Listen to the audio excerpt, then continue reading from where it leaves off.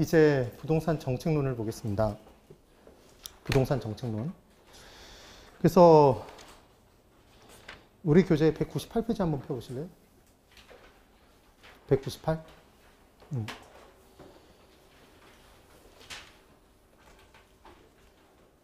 198. 찾으셨죠? 저를 보세요. 여기서부터 출발해요. 완전한 정도로 경쟁이 나타나는 시장을 우리는 완전 경쟁 시장이라고 얘기했습니다. 완전 경쟁 시장은 완전한 시장이었죠. 그래서 문제가 발생해요? 발생하지 않아요? 아무런 문제도 발생하지 않아요. 그러면 정부의 개입이 필요 있을까요? 정부의 개입이 필요가 없어요. 그럼 정부가 정책을 펼칠 이유가 없다고요. 그런데 여러 가지 이유로 현실의 부동산 시장은 완전하니까 불완전하니까? 불완전해서 문제가 발생한다고요.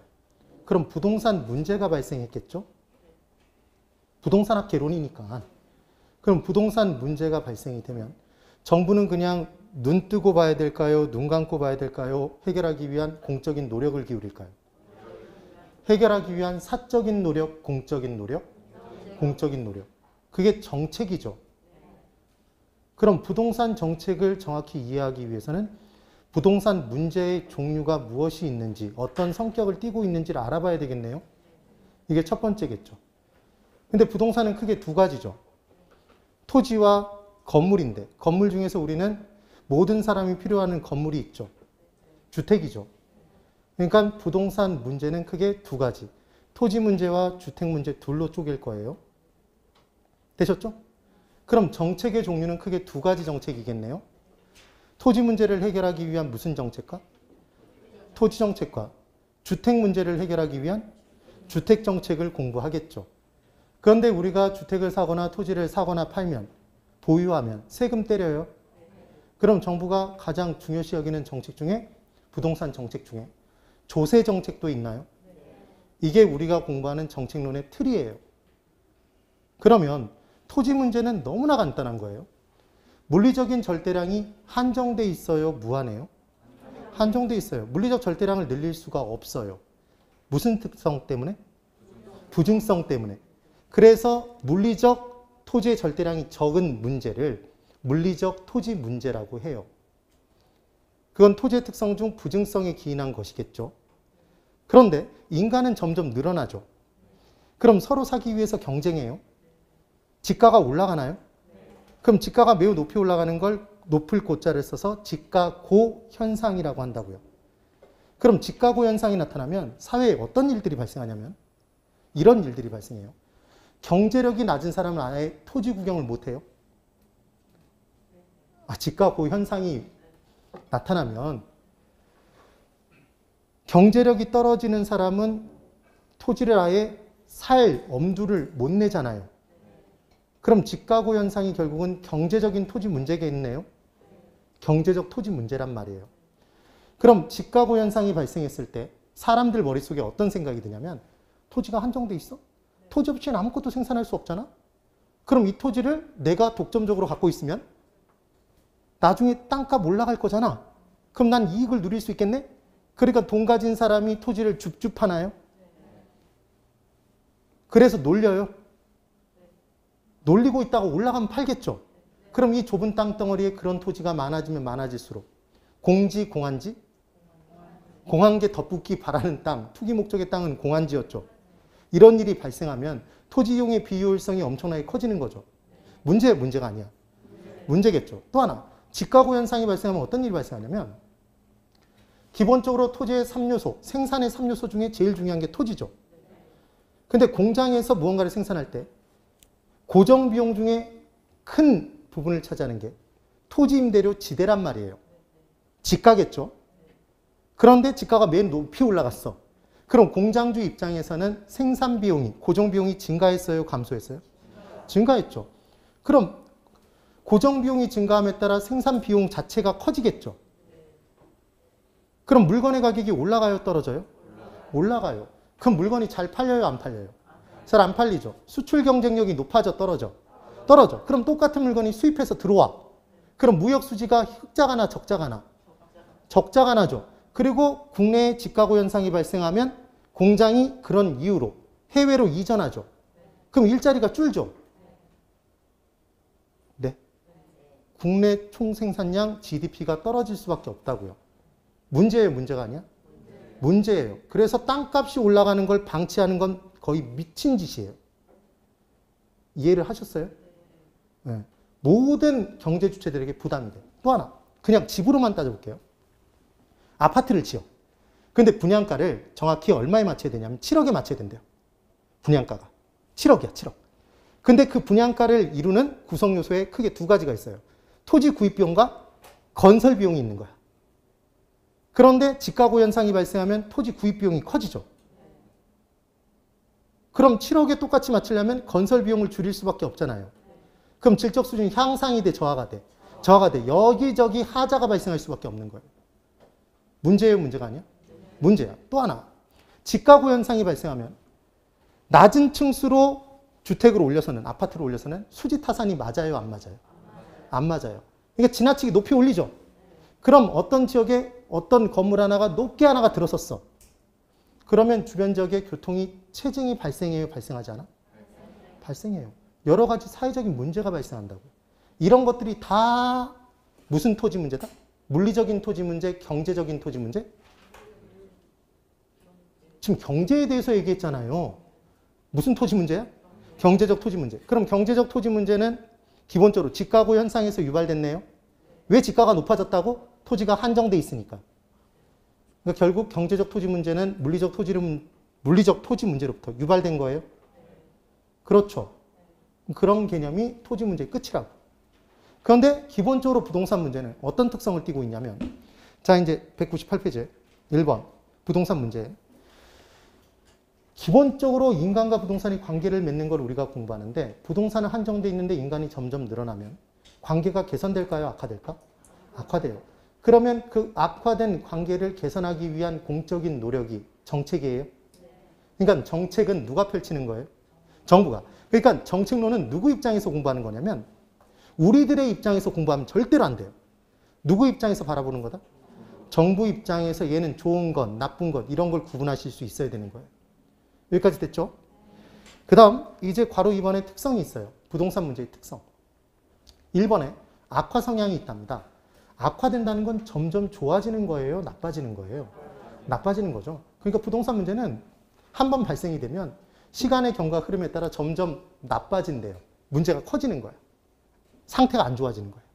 그러면 정부는 부동산 시장을 계속 들여다보고 있어야 될까요? 네. 그래서 문제가 뜨자마자 악화되기 전에 해결하는 정책을 펼쳐야 돼. 그러니까 상시 모니터링 제도가 필요하겠지. 그냥 받아들이면 돼. 이거 적는 거 아니에요. 거기다 뭐 동그라미 치고 막 그런 거 하지 마. 그럴 것 같았으면 여기 PPT로 다 만들었겠지. 그렇죠? 지금 PPT로 진행하는 것과 그냥 보는 것의 차이를 느끼시겠어요? 응. 그 다음 이제 두 번째로 뭐가 있냐면 비가역성의 특성이 있대. 부동산 문제는. 부동산 문제는 아까 설명드렸어요. 역자가 거스릴 역자야. 되돌릴 수 있는 거예요. 가능한 게 가능할 가짜. 그래서 가역성은 되돌릴 수 있는 거예요. 비가역성은 되돌리기 어려운 거죠. 그럼 만약에 한번 집가고 현상이 발생했어요. 걔를 원래 수준으로 땅값을 내리기가 쉬울까요? 어려울까요? 어려워요. 어려워. 그 다음 어떤 한 지역에 잘못 들어섰어. 잘못 개발을 했어. 여기가 아닌가 벽. 이러면 돼요? 되돌리기 어려워요. 엄청난 비용이 들어. 그래서 이번에 어떤 탐사보도 프로그램을 보니까 검단 신도시인가 개발할 때 왕릉이 보이는 곳에 아파트를 지었는데 그 산이 안 보이도록 막았다고 뭐 유네스코의 뭐 그 세계 유산이래요, 거기가. 그래서 왕릉, 우리나라 왕릉 자체가. 그래서 거기가 그걸 막으면 그 유네스코 지정이 취소될 수 있다고. 그래서 그 아파트가 층수가 거의 대부분 올라갔는데 층수를 낮추라고 그걸 쪼개라고 얘기를 하고 있대요. 근데 전문가들이 얘기하는 게 이미 지어진 골조가 올라간 걸 그걸 물리적으로 뜯어낼 수는 있는데 뜯어냈을 때 밑에 있는 남아있는 애들도 문제가 생긴대요. 그러니까 기본적으로 부동산 정책을 한번 잘못 펼치면 원래대로 되돌리기 쉬워 어려워? 어려워요. 그러니까 부동산 문제가 비가역성의 특성을 띠니까 정책은 신중하게 이루어져야 돼요. 지금 그런 걸 공부하기 위해서 이 얘기를 한 거라고. 그 다음 세 번째. 부동산 문제는 시간의 경과 흐름에 따라 지속된대요. 계속된대. 그럼 부동산 정책을 펼칠 때 일시적으로 정책을 펼치면 그게 효과를 발휘해요? 안 해요. 지속적인 정책이 필요하다고. 그러니까 정권이 바뀌어도 기존의 정책을 펼친 게 있으면 그걸 계속 밀어붙여줘야 된다고. 근데 우리나라는 특징이 5년 단위로 계속 정책 바꿔버리잖아. 그래서 해결이 안 돼요, 사실은. 그 다음. 이제 네 번째. 부동산 문제는 복잡할까요? 단순할까요? 복잡 다양해요. 그러면 한 가지 해결 수단으로 해결이 될까요? 다양한 해결 수단을 총동원해야 돼.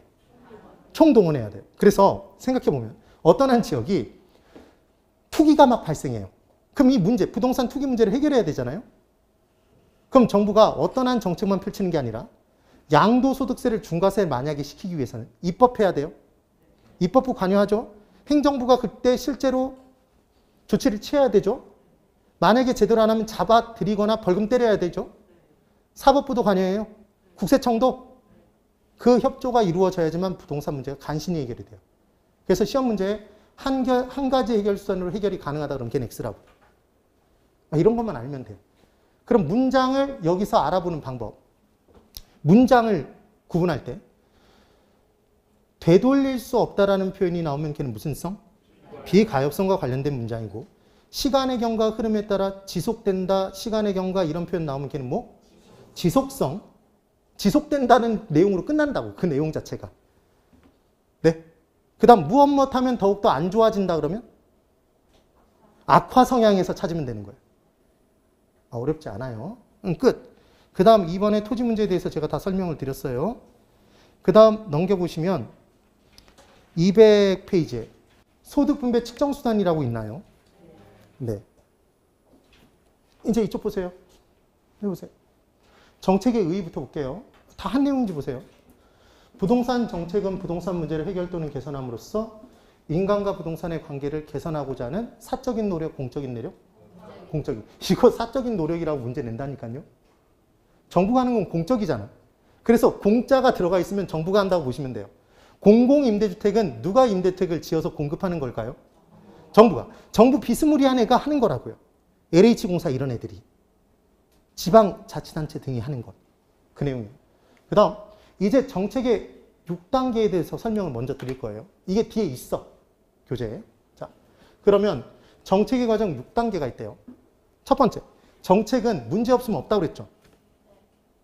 문제 없으면 정책을 펼치지 않는다고 그랬잖아요. 그러니까 정책의 순서에서 제일 먼저는 뭐부터 할까요? 문제인식부터 해야 돼. 문제인식. 여기서부터 출발. 그럼 문제인식을 했으면 그냥 어떤 해결책을 도출해낼까요? 정보를 수집해야 돼? 정보를 수집하겠죠? 그래서 걔를 분석해서 여러 가지 대안들을 만들어 놓겠죠? 그럼 그 대안들 중에 최선의 대안, 정책을 선택하겠죠? 그럼 그 정책을 집행할 거 아니야? 맞아요. 그럼 집행된 정책이 효과가 있는지 평가하겠죠. 그래서 평가를 했던 정책이 효과가 만약에 없어. 그럼 다시 처음으로 되돌아가겠네요. 문제인식 단계로. 그럼 피드백이죠. 네. 그런 얘기를 한다고. 이게 몇 단계? 6단계예요. 그런데 여기서 앞에 셋을 없애버리면 정책을 선택하고 집행하고 평가하는 게 몇 단계? 3단계. 정책의 3단계예요. 그래서 시험 문제에서 얘 순서를 바꿀 수는 있겠죠. 그럼 얼마나 쉽냐면, 이쪽 보세요. 이게 얼마나 쉽냐면, 순서를 외우는데 막 죽어나시는 분이 있는데 그러지 마세요. 정책을 집행하고 선택할까요? 선택하고 집행할까요? 선택하고 집행하겠죠. 그리고 제대로 효과가 있는지 평가하겠죠. 그거라고. 뭐가 문제될 게 있겠어요. 됐죠? 그 다음 부동산 정책의 기능이라는 게 있어요. 이게 다 있어. 그 어디 있는지 먼저 얘기를 하고 들어가 볼게요. 지금 문제만 뒤로 빼놓은 거야, 지금. 그래서 205페이지에 204페이지 먼저. 204페이지에 정책의 의의 있고 정책의 과정이 있고 지금 설명드렸죠? 그 다음 205페이지에 보시면 정부의 시장 개입의 이유가 있어요. 그래서 이제 그 부분을 설명드릴 거예요. 여기 좀만. 우선 정부가 정책을 펼칠 때 경제적 기능이 있대요. 경제적 기능. 그리고 정치적 기능 이렇게 두 가지가 있답니다. 그럼 여기서 구분하는 포인트는 뭐냐면 제가 경제론 처음 할 때 부동산 경제론 적어놓고 무슨 경제라고 했었죠? 시장 경제. 따라해 보세요. 시장 경제. 예, 그래서 시장 실패를 수정하기 위해서 정책을 펼치는 건 무슨 기능이다?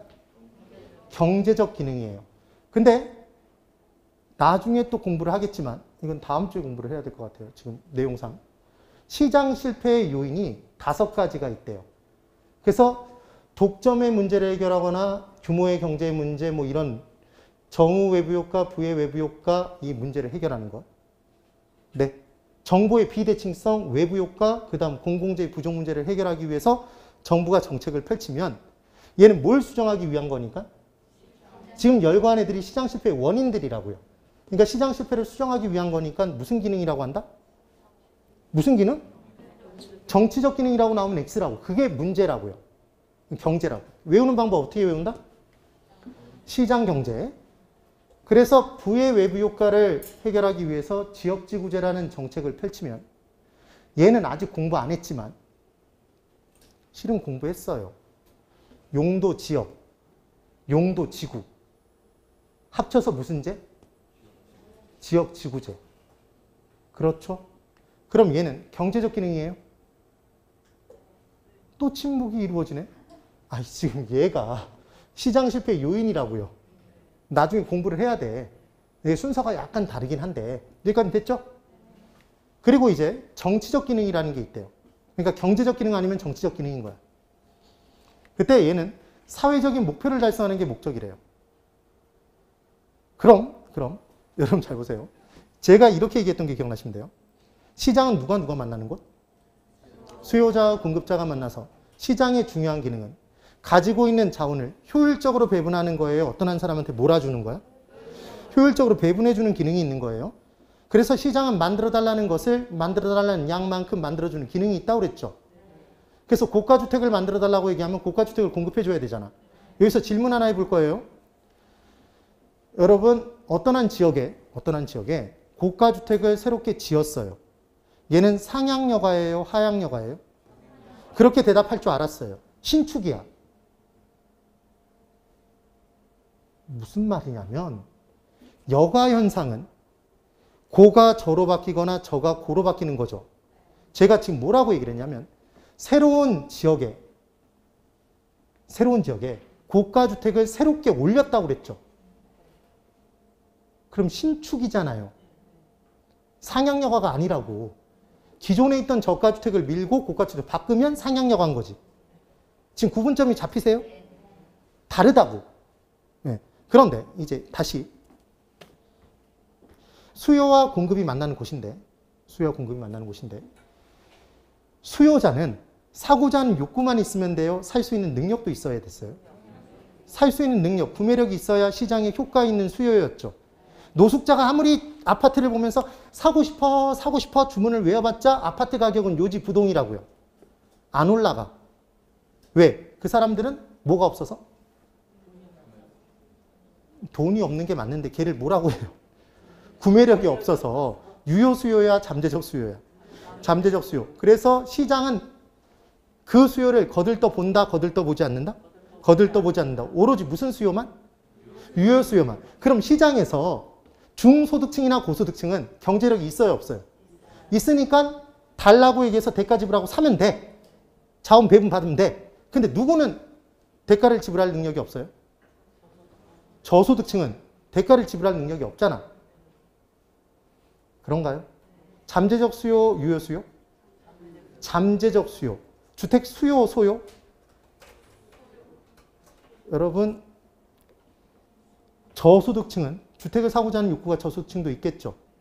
근데 그 저소득층에 가서 너희들도 중소득층, 고소득층처럼 시장 원리에 의해서만 주택을 가져라 그러면 너희들은 평생 뭐 없이 살아라? 집 없이 살아라. 그 얘기랑 똑같죠. 그럼 가만히 있어. 소요가 발생해. 소요가 발생할 거 아니에요. 이 한자로 이 소요는 아닌데. 그래서 저소득층의 수요를 뭐라고 부른다 별도로? 주택 소요라고 부른다고요. 뭐라고 부른다고? 주택 소요. 그럼 저소득층은 임대주택에 살아요? 고가주택에 살아? 임대주택. 그래서 그냥 저소득층에게 시장 원리에 의해서 주택을 가져라 그러면 그 사람들은 주거 안정을 도모할 수도 없다고요. 시장에서. 그럼 저소득층도 사회적 목표 차원에서는 집은 있어야 돼요.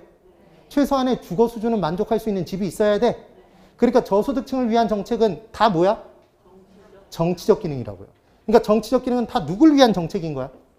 저소득층을 위한 정책은 다 정치적 기능인 거예요. 경제적 기능으로 접근하면 안 돼. 절대로 저소득층은 무슨 원리로 접근하면 안 돼? 시장 원리로 접근하면 안 되는 거예요. 뭐로 접근해야 돼? 정치로서. 되셨죠? 나중에 왜 이렇게 공부하는지 알게 돼요. 그 다음 이제 그 부분을 설명드린 거고, 걔는 은근 중요해요. 지금 설명드린 건.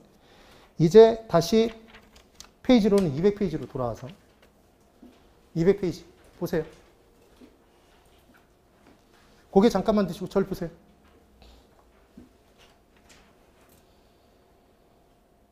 여러분, 개론을 어렵게 공부하시는 방법은 써져 있는 내용을 하나하나 기본서를 보면서 이 잡듯이 활자 그대로 다 외우는 거예요. 이해하려고 정말 노력하는 거예요. 그건 정말 개론을 너무 어렵게 공부하는 거예요. 그렇게 공부하시면 안 돼요. 그래서 소득 분배 지표, 측정 지표, 그리고 주거비 부담의 측정 지표들이 있어요. 다음 페이지까지 막 나와 있어. 주저리주저리 온갖 것들이 있어. 그럼 걔를 구분하는 기준이 있어요. 그 기준은 뭐냐? 지금부터 공부하는 건 부동산 문제 부분에 나온 지표죠. 그럼 얘들을 통틀어서 뭐라고 얘기할 수 있냐면 부동산 문제의 측정 지표인 거야. 그런가요? 그럼 이 지표의 수치가 높아. 그럼 문제가 많은 거예요? 그러니까 얘는 높을수록 다 좋은 거야, 나쁜 거야? 나쁜 거예요. 평등함이 커지는 거야, 불평등의 정도가 커지는 거야? 불평등의 정도가 커지는 거구나 기억하면 끝난다고. 예외가 있을까요? 예외가 딱 하나밖에 없어. 그러니까 걔만 기억해 주면 되는 거야. 이제 들어갑니다. 소득 재분배는 누군가의 소득을 국가가 다 걷어들였다가 그럼 고소득층의 소득을 더 많이 걷어들이겠죠. 고소득층에게 세금 많이 부과해. 그래서 그 돈을 가지고 저소득층을 위한 일을 하면 소득을 재분배해 주는 건가요? 네. 그래서 부동산 조세의 기능 중에 소득 재분배 기능이 있겠죠. 실은. 그래서 고소득층에게 세금을 더 걷어서 저소득층을 위한 사업 진행하는 거다. 그럼 소득이 얼마만큼 분배, 배분됐는지를 나타내는 지표들이 있다고요. 그래서 이 지표가 첫 번째로 10분위 분배율이라는 게 있어요. 그럼 이 10분위 분배율은 칠판 잘 보세요. 분배율인가요? 이름 보세요. 이름. 분배율이죠. 그럼 분배율은 높을수록 좋을 것 같아요? 나쁠 것 같아요? 아니. 그냥 대답해 보라고. 분배되는 비율은 높을수록 좋을 것 같아요? 나쁠 것 같아? 지금 누구 입장에서 판단하라고?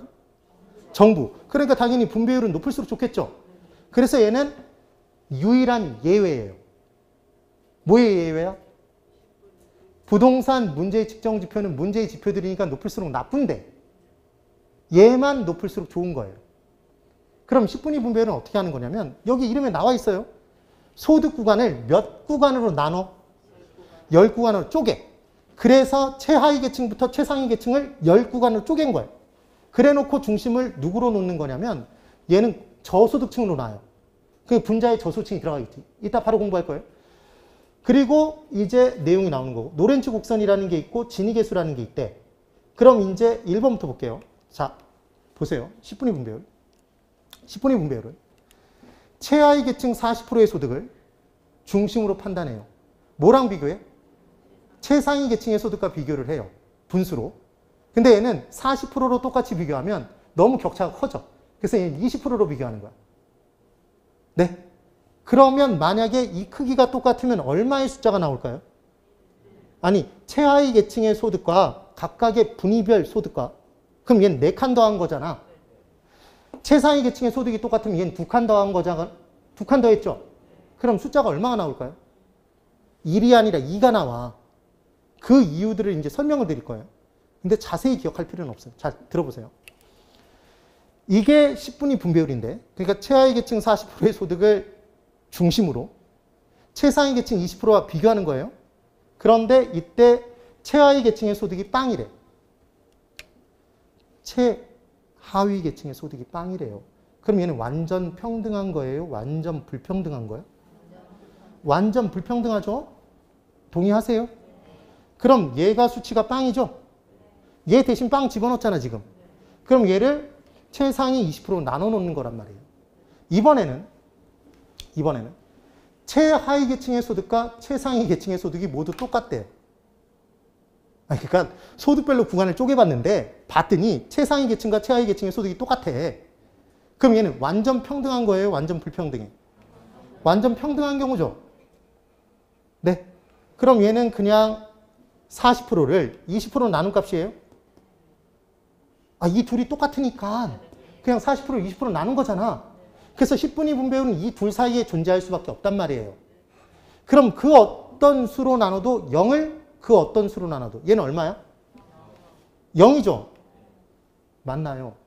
그러면 40%를 20%로 나누면 얼마야? 2죠? 그래서 10분위 분배율은 얼마 사이의 값을 가져? 0부터 2 사이의 값을 가져요? 맞아요. 그럼 언제가 제일 좋은 거예요? 언제가 제일 좋은 거야? 2가 제일 좋은 거죠? 얘만 높을수록 좋은 거야, 나쁜 거야? 얘만 좋은 거라고요. 얘를 뺀 나머지는 다 높을수록 나빠. 됐죠? 그래서 포인트는 20, 20을 비교하는 게 아니라 40, 20이니까 숫자가 1이 나오는 게 아니라 2가 나온다는 게 포인트. 얘는 저소득층에게 분배되는 비율이니까 높을수록 평등함의 정도가 커져서 좋은 것. 2가 제일 좋은 것. 이러면 끝난다고요. 간단 정리. 이거 수식 제발 적어서 외우지 마세요. 그 다음 이제 노렌츠 곡선이라는 걸 그려볼게요. 그럼 누가 그렸으니까 노렌츠 곡선일까요? 이거 하늘이 노래져서 노렌츠 곡선 뭐 이런 거 아니에요? 그럼 노렌츠라는 분이 만든 건데 뭐라고 얘기를 했냐면 이렇게 얘기를 한 거예요. 세로축에는 소득을 쌓아요. 소득의 점유율을 쌓아. 그리고 인구를 가로축에 쌓아요. 그래서 여기서 선을 그려. 선을 이렇게 막 그려요. 그게 노렌츠 곡선인데 이제 보면 이 부분이 0이고 이 지점을 대문자 A, 이 지점을 대문자 B라고 할 거예요. 이때 1인당 소득이 균등하대요. 1인당 소득이 모두 균등해. 그럼 완전 평등이에요? 완전 불평등이에요? 완전 평등한 경우죠. 그럼 얘를 여기다 표시해보면 인구가 한 명 늘면 소득이 이만큼 올라가겠죠? 또 한 명 늘었어요. 소득이 또 그만큼 올라가죠? 이게 반복되면 대각선이 돼요? 맞죠? 그렇잖아요.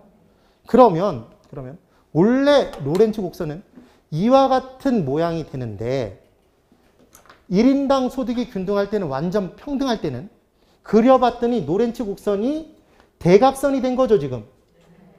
그래서 노렌츠 곡선의 면적이라는 것은 기본적으로 이 대각선과 이 노렌츠 곡선, 얘가 노렌츠 곡선인데 사이의 면적. 얘가 스몰 a라고 놓고 얘가 노렌츠 곡선의 면적이에요. 그러면 잘 들어보세요. 지금 1인당 소득이 모두 균등한 경우, 완전 평등한 경우를 여기다 그려보면 얘가 얘죠. 지금 얘가 얘잖아요. 그럼 A의 면적이 있어 없어? 노렌츠 곡선의 면적이 빵이죠. 되셨어요? 그러니까 노렌츠 곡선의 면적이 빵일 때가 선 OB가 돼버리면 노렌츠 곡선의 면적이 빵일 때가 완전 평등, 완전 불평등? 완전 평등한 경우라고요. 이번에는 1인이 한 명이 전체 소득을 다 갖고 있대. 그럼 완전 불평등이에요? 그랬더니 내가 그 사람이면 완전 평등한 거잖아. 이런 얘기 하면 안 돼요. 완전 불평등하죠? 그럼 얘를 그려보면 이렇게 된다고. 아무리 인구를 늘려도 하나도 안 올라가. 왜? 다들 소득이 없으니까. 그러다가 마지막 한 사람쯤 늘어가니까 쫙 올라가. 됐어요? 이해가 되세요? 그럼 노렌츠 곡선 얘가 이 선이 여기에 딱 달라붙잖아요. 그럼 노렌츠 곡선 면적 스몰 a가 전체 삼각형 면적이지. 그래요? 오케이? 그래서 노렌츠 곡선의 면적은 전체 삼각형 면적으로 제일 크겠죠. 얘가 완전 평등한 거야? 완전 불평등한 거야? 완전 불평등한 경우죠. 질문. 지금 우리 부동산 문제에 대해서 공부하고 있었죠? 그럼 지금 나온 지표들은 다 부동산 문제의 지표죠? 그럼 부동산 문제의 측정 지표는 높을수록 문제가 큰 거죠? 그래서 높을수록 다 좋아, 나빠? 나빠. 딱 하나 빼놓고, 10분위 분별 빼놓고. 우리 얘부터 공부한 거야. 그럼 노렌츠 곡선의 면적은 얼마 사이의 값을 갖는데? 0부터 전체 삼각형 사이의 면적값을 갖는데 언제일 때가 제일 나쁘다? 전체 삼각형 면적이 되면 제일 나쁜 거죠? 이거 이해되셨어요? 이 얘기라고. 그럼 여기서 멈췄으면 좋을 텐데 노렌츠가 이분이 또 계수를 하나 만들었어. 이 전체 삼각형 A 플러스 B죠. 이 전체 삼각형은 A 플러스 B잖아요. A 플러스 B에서 노렌츠 곡선이 면적이 A죠. 얘가 차지하는 비율을 나타내는 게 지니 계수야. 네. 그럼 결론적으로 얘가 노렌츠 곡선이죠. 노렌츠 곡선의 면적이잖아. 그럼 얘가 커지면 커질수록 평등, 불평등? 불평등. 그럼 얘가 제일 큰 게 전체 삼각형 면적이죠. A 플러스 B지 결국은. 그럼 1이지. 그 얘기를 지니계수로 보여드린단 말이에요. 그래서 지니계수는 짝대기 짝 긋고 노렌츠 곡선의 면적이 분자로 들어가요. 전체 삼각형 면적에서 차지하는 비율. 그래서 얘는 스몰 a, 노렌츠 곡선의 면적을 전체 삼각형 면적 a 플러스 b로 나눈 값이에요. 됐죠? 이게 아까 봤던 거죠? 아까 봤던 거잖아 지금. 그러면 a 플러스 b에서 a가 차지하는 부분은 가장 작을 때는 a가 0일 때네요. 노렌츠 곡선의 면적이 빵일 때. 얘에 대입시킨 거지. 그럼 가장 클 때는 a 플러스 b네요. 노렌츠 곡선의 면적이. 그럼 얘는 얼마 사이의 값을 가져? 0을 그 어떤 수로 나눠도 0. 예? 그럼 a 플러스 b분의 a 플러스 b는 1이죠. 0부터 1 사이의 값을 갖잖아. 그럼 문제로 나올 때 여러분들은 미친 듯이 이제 외우실 거라고요. 정말 힘들게. 진위계수는 0부터 1 사이의 값을 갖고 1일 때 완전 불평등하다. 뭐 이걸 막 외운다고요. 그런데 저는 절대로 그런 걸 안 외운다고. 왜? 선생이니까? 그게 아니라 진위계수는 부동산 문제의 측정지표잖아요. 높을수록 좋아, 나빠? 나빠. 1이 더 큰 거잖아요. 1일 때 가장 나쁘지. 완전 불평등이지. 네? 그럼 얘가 1인지 기억하는 방법은 진위계수잖아. 예. 아까 10분위 분별은 40, 20이죠? 2가 나왔지? 그렇게 기억하시면 되는 거예요. 제가 왜 서두에 뭐랑 주저리 또 잔소리를 했냐면 이걸 분명히 이 식을 이렇게 외우는 분들이 있을 거라고. 이 도출식을. 하지 말라고요. 하지 말라고. 어디 가서 강사 생활을 할 게 아니면 할 일이 아니라고. 이것만 기억하면 돼요. 진위계수는 얼마 사이의 값을 가져? 0부터 1. 0부터 1인지 어떻게 알았어? 진위계수. 그래서 1 내려주면 돼요. 그래서 부동산 문제의 측정지표니까 클수록 좋아, 나빠? 나빠. 그래서 1일 때 가장 나빠. 완전 불평등. 0일 때 가장 좋아. 완전 평등. 지금 그 얘기. 그럼 사담이지만 우리나라는 진위계수의 수치가 높을까요? 낮을까요? 정답. 높아요. 높아요. 그 말은 소득 분배가 많이 되고 있다는 얘기야? 적게? 적게 되고 있다는 얘기야. 자, 이제 주거비 부담 측정지표를 볼 거예요. 그래서 이 부분의 내용이 어디 있냐면 203페이지에 있어요. 한번 펴보세요. 제가 펴보시라고 말씀드린 건 안심용이야. 거기 있다는 걸 말씀을 드리는 거죠. 이제 이쪽 보세요. 칠판만. 얘도 부동산 문제의 측정지표인가요? 네. 그러니까 얘도 높을수록 좋아, 나빠? 지금부터 나오는 애들은 다 높을수록 나쁜 거예요. 그럼 아직 공부하지 않았지만 질문할 거예요. 저를 얼마만큼 믿는지 테스트. 슈밥의 지수는 높을수록 주거비 부담이 줄어든다. X. 높을수록 나쁜 거예요. 그 부담이 커지는 거지. 이해됐어요? PIR 지수가 높을수록 몰라도 된다니까. PIR 지수가 높을수록 주거비 부담이 작아지는 거다. X. 커지는 거예요. 됐나요? 그 얘기인 거야. 그러면 이제 슈밥의 지수라는 것에 대해서 설명을 드려볼게요. 여러분 학창시절에 엥겔 지수 공부해 보신 적 있으세요? 엥겔 지수. 그래서 엥겔 지수는 전체 생계비 중에, 생활비 중에 식비가 차지하는 비중이었죠. 그래서 저소득층, 노숙자를 한번 생각해 보면 노숙자는 쓰는 전체 생계비의 거의 대부분이 식비예요. 그래서 엥겔 지수가 높아요, 낮아요? 높아요. 저소득층일수록. 그렇죠. 그런데 고소득층이 된다고 해서 전체 여러 문화생활비 등등등 다 합쳐서 생계비, 생활비가 들어갈 거잖아요. 그중에 고소득층이니까 식비를 디립다 막 10끼씩 먹고 이런 사람 없죠. 그러니까 전체 생계비 중에 식비가 차지하는 비중은 고소득층이 될수록 소득순위 올라갈수록 떨어진다고요. 그래서 중요한 건 생활에 꼭 필요한 식비가 차지하는 전체 생계비 중에 차지하는 비중을 소득과 비례한다, 반비례한다? 반비례한다. 이게 우리가 공부했던 엥겔 지수의 포인트야. 그런데 여러분, 우리는 식품 영양학을 공부하는 게 아니잖아요. 그러니까 똑같은 내용에서 당연히 식비가 차지하는 비중을 공부할까요? 주거비? 주거비가 차지하는 비중을 공부하겠죠. 이게 무슨 지수래? 슈밥의 지수래요. 그럼 얘를 외워야 될 거 아니에요. 슈밥의 지수는 주거비가 포인트라는 것. 그래서 슈퍼주니어를 슈주라고 하죠. 한번 기억해 놓으면 안 까먹는다고. 되셨어요? 그럼 얘는 소득과 같은 방향 움직여? 반대 방향 움직여? 엥겔 지수랑 똑같다고요. 반대로 움직인다고. 다시 질문. 슈밥의 지수는 높을수록 좋아요? 나빠요? 나쁘죠. 주거비가 차지하는 비중이 크니까 다른 데 돈을 쓸 수 있는 여력이 준다는 얘기란 말이에요. 응? 그럼 나쁜 건 소득이 높아지니까 나빠? 소득이 낮아지니까 나빠? 소득이 낮아지니까. 그러니까 슈밥의 지수와 슈와 소는 반비례예요? 유하고 오는 뒤집은 거잖아. 됐죠? 각인을 시켜야 된다, 머릿속에. 됐어요? 그러면 소득 수준이 낮을수록 슈밥의 지수는 높은 거예요? 낮은 거예요? 높은 거죠. 그래서 좋은 거야? 나쁜 거야? 다시 돌아가면 나쁜 거죠. 지금 그 얘기인 거예요. 그러면 도심이 주거비가 높아요? 외곽이 주거비가 높아요? 똑같은 돈을 가지고 살면 생계비는 똑같을 텐데 주거비로 많이 써야 되는 거죠, 도심이.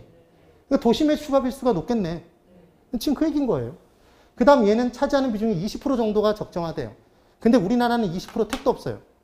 살아보셔서 알겠지만 전체 생계비를 300만 원 쓰는 사람이 있다면 월 임대료가 올라가서 웬만한 집에 들어가 살려면 최소 100만 원에서 150만 원, 200만 원까지 주고 살아야 돼. 그러니까 삶의 질적순이 올라가요, 떨어져요?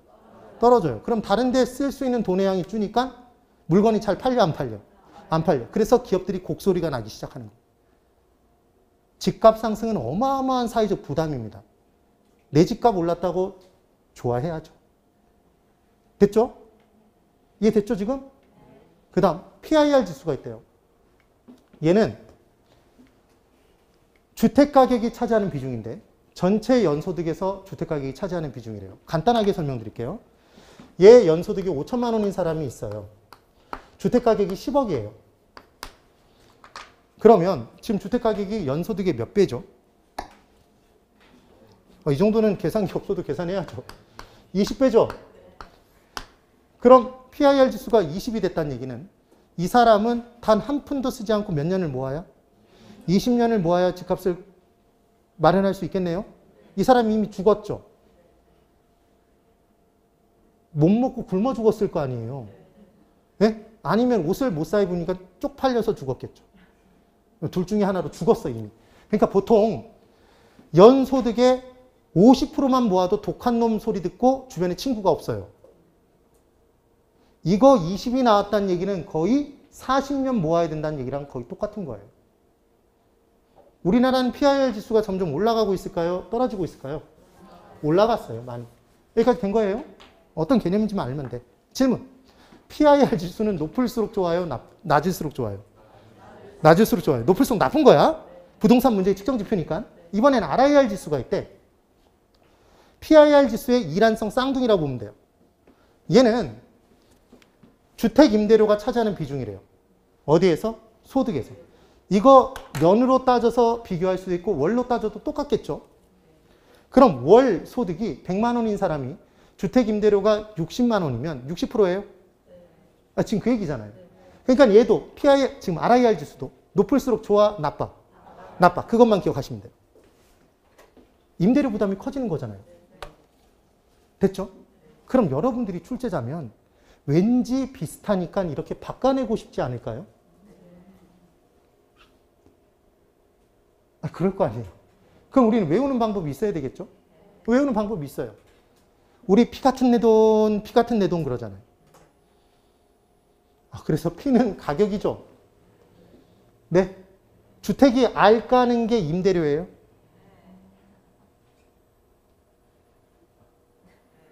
네. 그렇게 기억하면 끝난다고요. 그 다음 추가. 전세가를, 전세 금액을 주택가격으로 나눈 비율이 또 있대요. 얘는 그냥 제가 추가시킨 거예요. 그러면 얘도 높을수록 좋을까요? 나쁠까요? 임차인 입장에서 생각했을 때 주택가격에서 전세 금액이 차지하는 비중이 높을수록 나쁜 거예요. 부담이 커지겠죠? 그러면 이 비율이 낮아지면 반드시 임차인의 부담은 줄어들까요? 여기에 포인트는 무엇이냐면 이게 포인트예요. 만약에 주택가격이 고정돼 있어요. 그때 전세 금액이 떨어지면 이 비율이 낮아지겠죠? 이때는 임차인의 부담이 줄었어요? 줄었죠. 그런데 이번에는 전세 금액이 올라갔어요. 그런데 주택가격은 더 많이 올라갔어. 그럼 이 비율 자체는 떨어지겠죠. 임차인의 부담은 커졌죠. 네. 그러니까 만약에 주택가격에서 전세 금액이 차지하는 비율이 낮아지면 반드시 임차인의 부담이 줄어든 것이다. 그러면 걔는 X가 된다고. 됐나요? 네. 그 얘기입니다. 그럼 이제 이 부분의 내용이 이렇게 정리가 된 거죠. 전세 금액이 주택가격에서 차지하는 비율이 낮아진다고 반드시 임차인의 부담이 줄어드는 것은 아니다. 이 표현이 왜 나왔는지 이해하시면 돼요. 자, 이제 정리입니다. 부동산 문제의 측정 지표예요. 지금까지 공부한 내용들이. 그럼 어느 정도 이제 기억이 나나 한번 테스트 해보세요. 제가 잘 가르쳤으면 많이 기억이 나야 돼요. 문제의 지표이므로 높을수록 다 좋다? 나쁘다? 문제의 지표니까 지표가 높을수록 문제가 큰 거잖아요. 문제의 지표니까. 높을수록 다 나쁜 거예요. 이게 머릿속에 박아둬야 될 내용 하나. 예외가 있다 없다? 예외가 있다. 뭐만? 분배율만. 몇 구간 쪽엔? 10구간 쪽엔. 10분위 분배율. 그때 최하위 계층 40%를 분자로 놓고 비교한다. 그게 포인트였죠? 그럼 질문 1번. 로렌츠 곡선의 면적은 넓을수록 좋다 나쁘다? 나쁘다. 평등 불평등? 불평등의 정도가 커진다. 로렌츠 곡선에 또 다른 내용이 있었죠? 진위계수? 진위계수도 높을수록 나쁘다 좋다?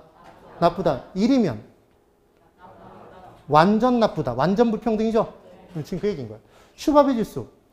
얘 식비가 차지하는 비중이다. 주거비가 차지하는 비중? 슈주. 기억나세요? 얘 소득과 비례 반비례? 우를 뒤집으면 5잖아. 그걸 기억한 사람은 절대로 안 헷갈린다고요. 얘 슈바비 지수가 높을수록 소득이 높은 거다 낮은 거다? 낮은 거다. 네. PIR 지수 높을수록 좋다 나쁘다? 나쁘다. 주택가격, 주택임대료. 주택가격 주택가격. RIR 지수 높을수록 좋다 나쁘다? 나쁘다. 얘 주택임대료, 주택가격. 주택임대료. R 까는 게 임대료? 10분위 분배율. 높을수록 좋다 나쁘다? 좋다. 그렇죠.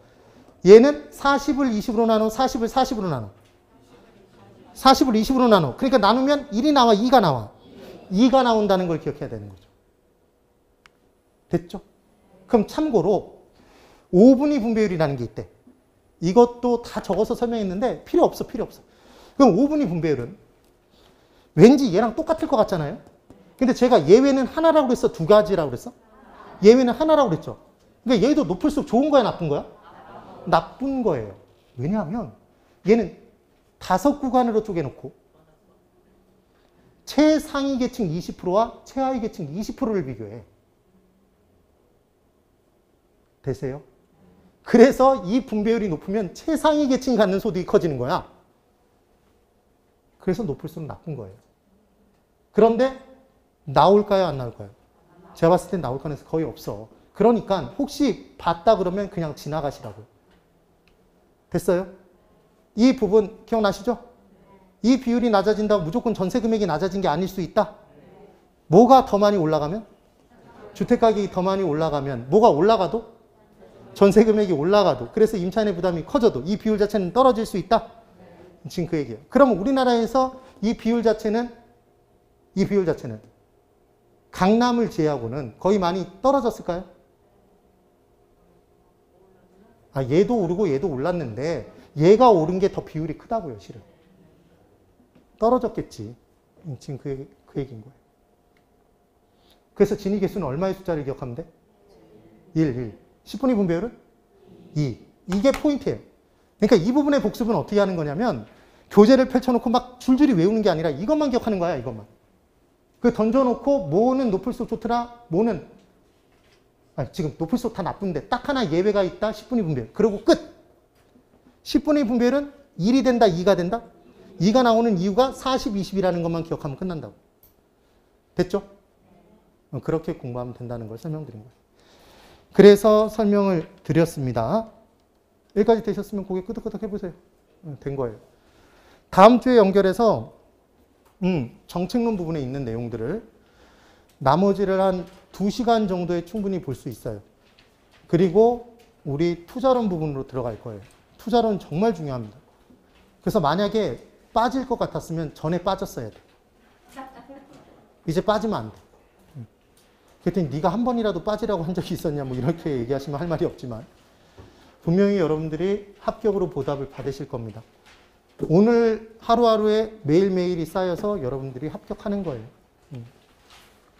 그날을 위해서 열심히 또 달려나갑니다. 매일 기법 꼭 충실히 푸세요. 네, 정말 열심히 하셔야 돼요. 그 다음 멘토링 동영상 다 끝까지 다 보셔야 됩니다. 그걸 제가 시간을 내서 다 찍고 있는 거 알고 계시죠? 여러분 지금 학원에서 출석률이 제일 높은 사람이 누구예요? 저죠? 저 매일 나오잖아. 네. 그것도 가장 오랜 시간이 있어요. 자, 아침에 여기 8시 반에 도착해. 거의. 그리고 갈 때 7시 반이나 8시에 나가. 거의 12시간을 학원에 있으면서 제가 놀고 다닐까요? 작업해요. 여러분들은 제가 정리해드린 내용을 그대로 익히시기만 하면 돼요. 문제를 꼭 익히세요. 네, 정말 지금까지 열심히 잘 따라오고 계세요. 훌륭해요, 진짜. 칭찬합니다. 네, 오늘 여기까지 진행할게요. 대단히 수고 많으셨습니다. 네.